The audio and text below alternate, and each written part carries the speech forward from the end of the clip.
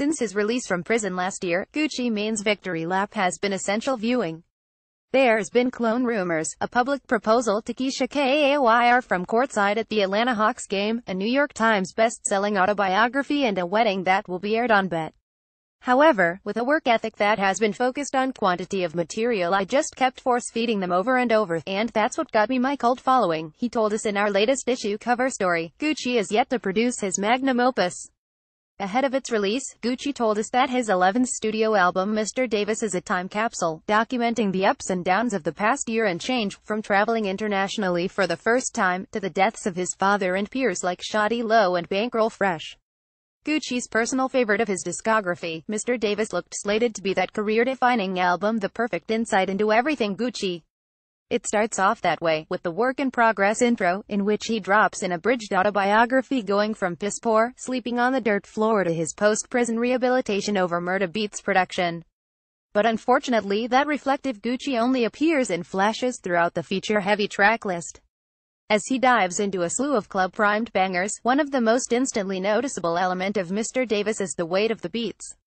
TM88, Nav, Key Wayne, Metro Boomin, and longtime collaborators Mike Will Made It and Zaytoven provide a slew of heavy hitters that will blow out your speakers, and unsurprisingly it's on Zaytoven's productions that Gucci sounds most at home.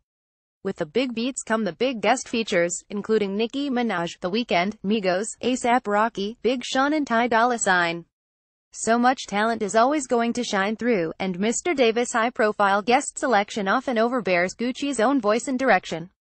However, at times the collaborative spirit really works. Lil Story featuring Schoolboy Q is a hard-in-the-paint street single, while We Ride featuring Monica has the sheen and accessibility of a radio single without taking away from Gucci's trademark cold delivery.